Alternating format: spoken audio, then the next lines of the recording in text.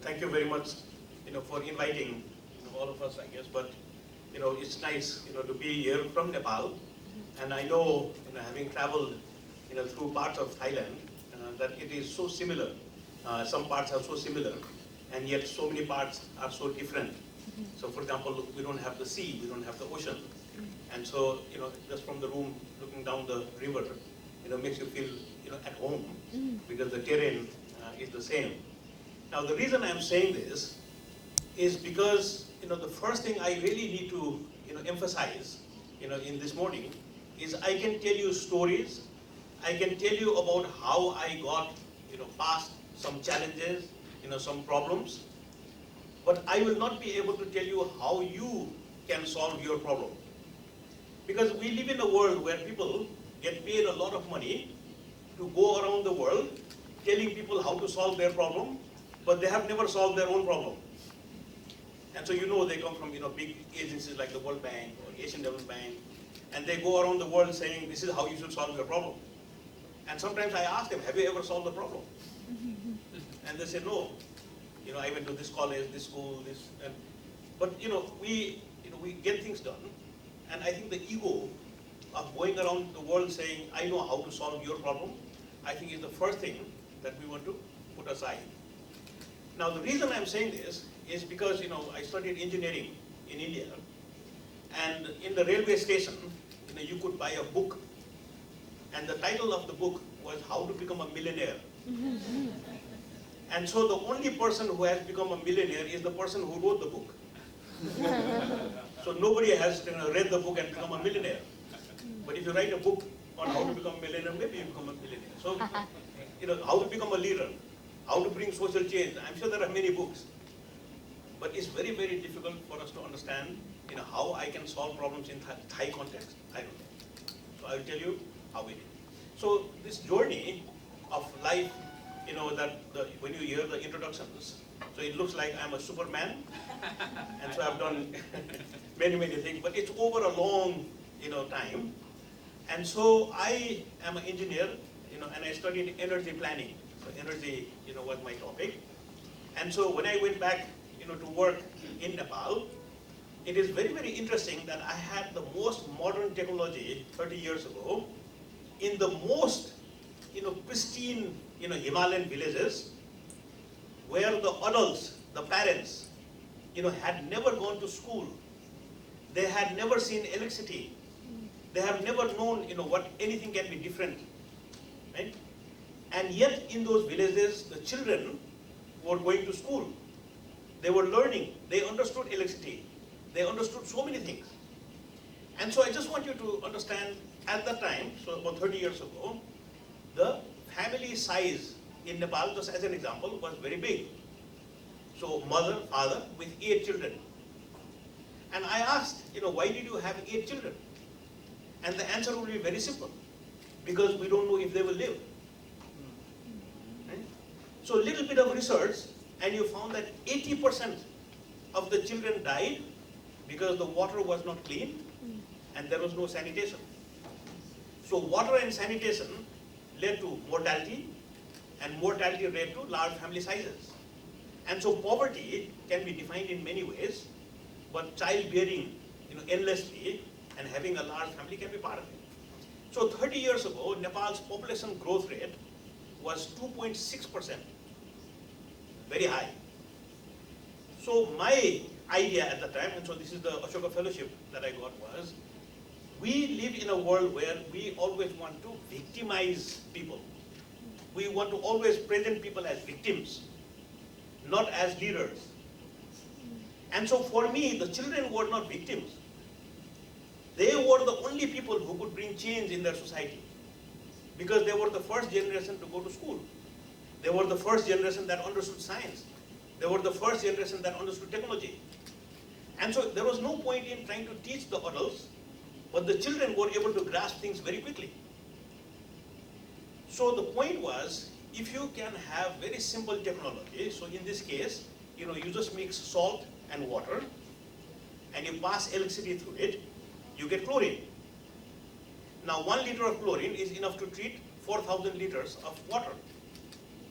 And if you can convince the villagers to put it in the tank, then it is good for washing, it is good for disinfecting, it is good for washing vegetables, but the mortality rate starts to go down. Now, 2.6% population growth rate 30 years ago. 20 years ago, Nepal's population growth rate came down to 2.1% because less and less children were dying. Right? And believe it or not, the current population growth rate of Nepal is 1.4%. So from 2.6 to 1.4 because children were not dying. How? By introducing a technology which people who have education, who know how to get things done, know. But what was the delivery mechanism? The delivery was through the first generation that went to school. And so these children went home and convinced their parents. I did not go to their parents. The children went from school. So the point about change is that you can have large-scale change, but I think it is very important to understand that I may have the idea, but I need people who will take that idea and actually make it happen. So just a second example is in Nepali villages in those days, people use kerosene, for lighting.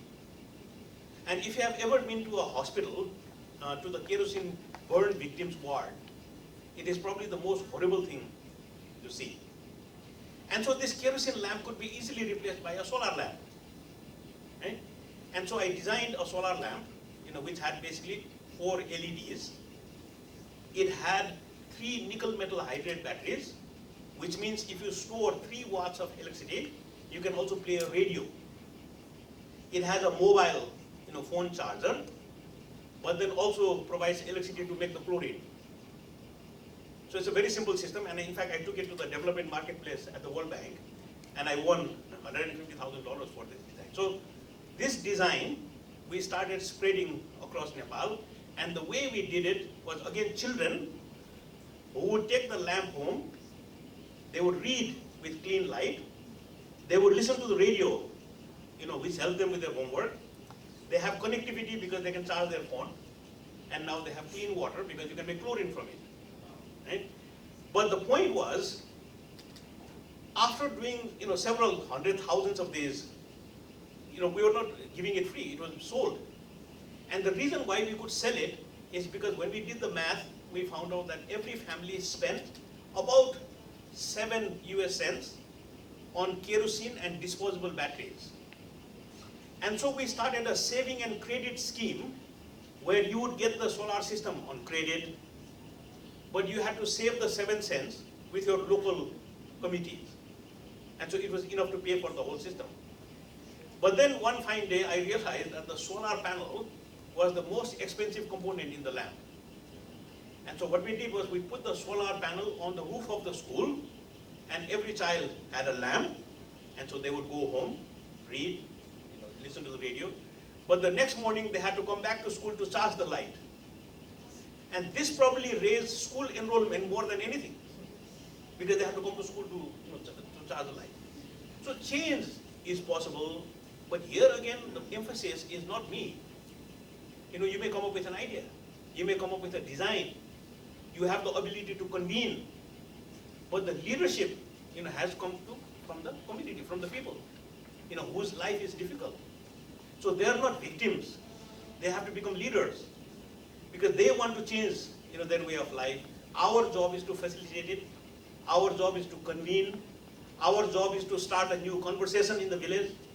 But our job is not to lead. Our job is not like, these statues you see where, they're pointing a finger like this, go this way. That is not, our job. And so we're just discussing that in the images that we see of leaders, I think there is something wrong. And so just to relate, with the engaged Buddhism, as you mentioned, in Thailand, in Nepal, you have many Buddhist, statues, structures. And so the most famous of them are the stupas, the Buddhist stupas. And so if you look at the design of the stupa, the base is square and represents the earth. The sphere represents water. Now the reason it goes from earth to water is because water is formless, means it takes the shape of the container that it is in. The next level is fire. So you can feel the fire, but the fire doesn't have a form of its own. The next level where we tie the prayer flags is the wind. So you can feel the wind, but there is no shape for the wind. And the top, the pinnacle, is ether or emptiness.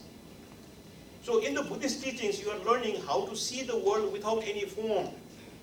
So from earth to water to fire to wind to ether. And so the analogy is very important because that's what leadership should be. Initially, you can see the leader, right? It is form.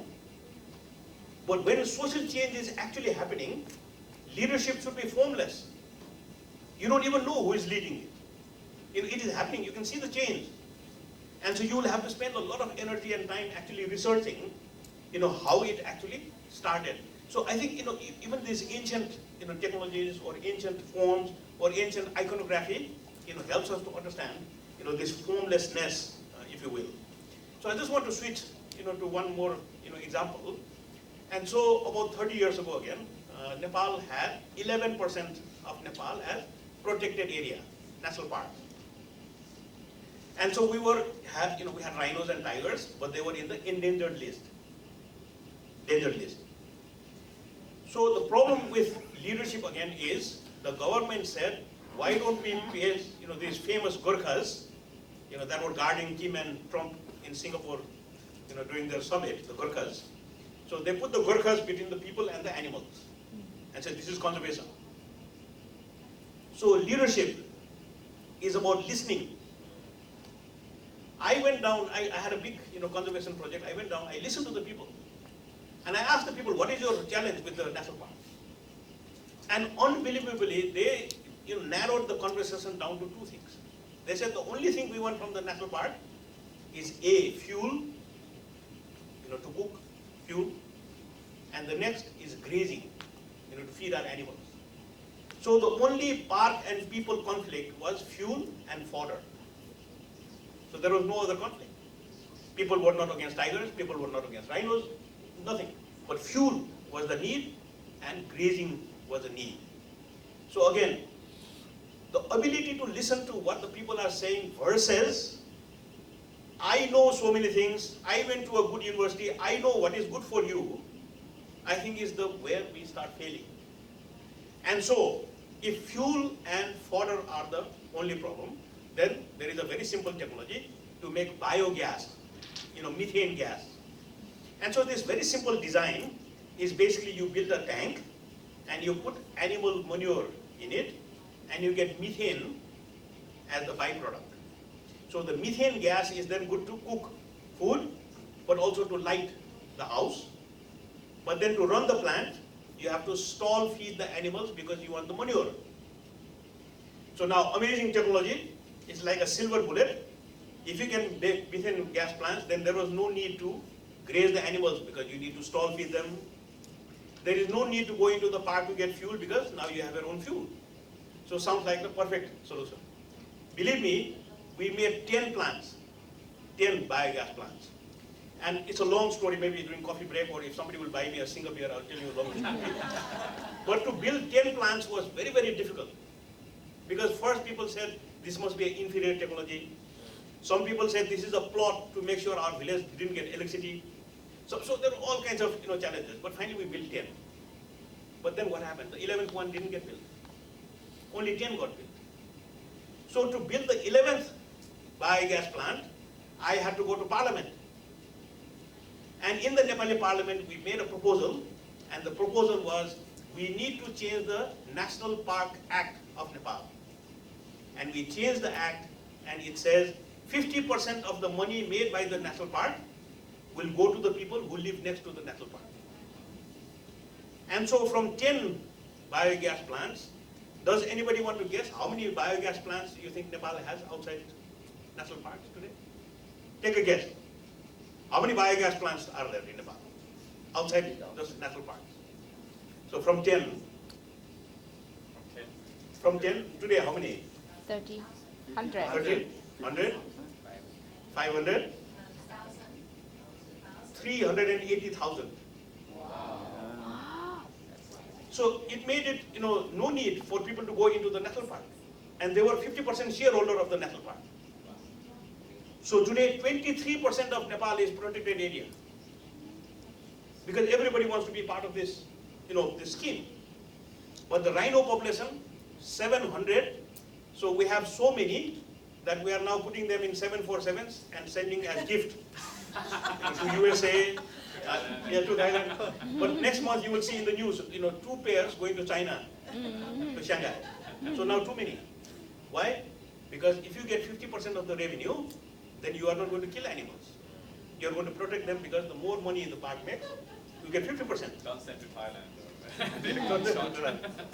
So again, here, the 80 companies that are making the biogas plants, that's leadership. The Parliamentary Committee on Natural Resources, that's leadership. Right? Making the first 10, also leadership. Right? But there is no way somebody can take this on and say, I will make an institution that will manage all these things. It's just impossible.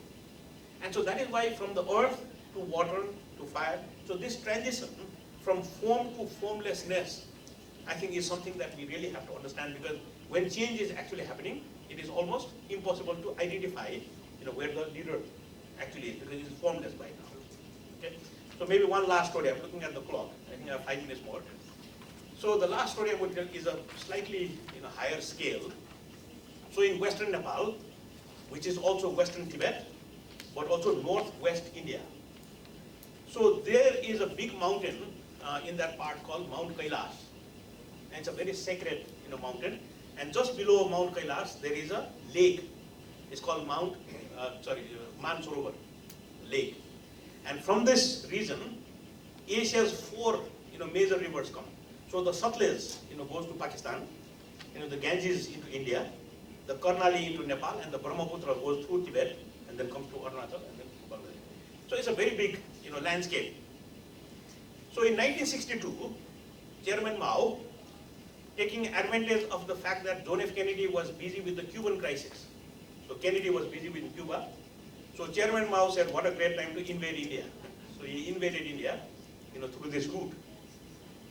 So this part of the world, which was extremely prosperous for centuries and centuries, became poor because it got militarized.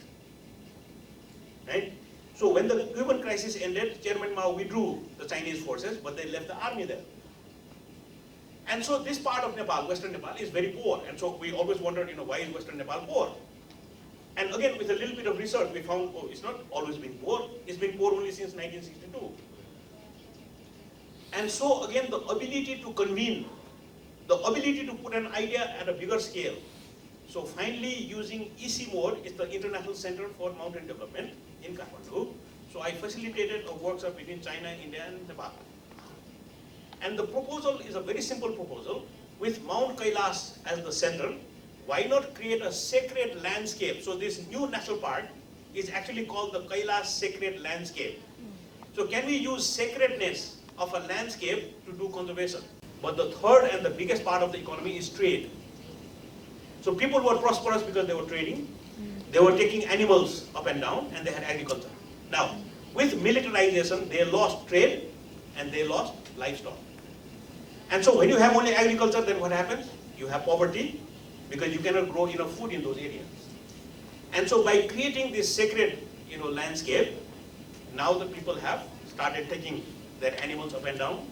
They have started trading, and so the prosperity is now beginning to rise. Now, leadership.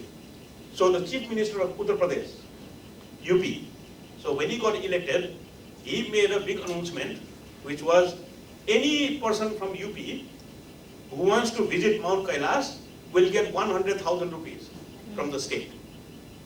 So just to give you a perspective, Nepal's population is 28.6 million. Do you know the population of UP? The population of Uttar Pradesh is 220 million. So when 220 million people with 1 lakh rupees, 100,000 rupees want to visit this area, can you imagine what prosperity you begin to get? But because we put in conservation, because we made it a sacred landscape, because we could, so you don't want people then coming in to destroy it, but you want people to come in so that you can get to 1962 prosperity. And so I think it is these kinds of designs that you can bring transformation. But the warning always is, in 1962, the first agency that moved to Western Nepal was the World Food Program. And so what does World Food Program do? They like to take pictures of starving people. They like to take pictures of poverty. And they make big posters and they make you beggars. They make you victims. And so the reason why people never thought outside the box was because you are getting free food. Right? And so all the UN land cruisers. Why does coffee price go up in the cities? Because of all this free money that we think comes in the name of the poor. And so again, in this case, the people of Western Nepal were not victims. You can make them leaders. But in making them leaders, I think you have to think of so many variables. But then the ability to convene 3 large countries to actually sign off on a sacred landscape has transformed the lives of these people. So just to end, when you tell these stories, and so later on when we have the discussion, I just want to be very careful that there is a teacher who asked the students in the class, can you give me an example of an amphibian? And so a very smart student raised their hand and said, frog. A frog is an amphibian. So the teacher said, very good. So the teacher says, can you give me another example of an amphibian? So another student raised their hand and said, another frog. So I was telling you yesterday, don't get caught with the stories. The stories are fun, the stories are interesting, but I think what do we get from the story is what we need to discuss, after the break. So thank you very much, having me here.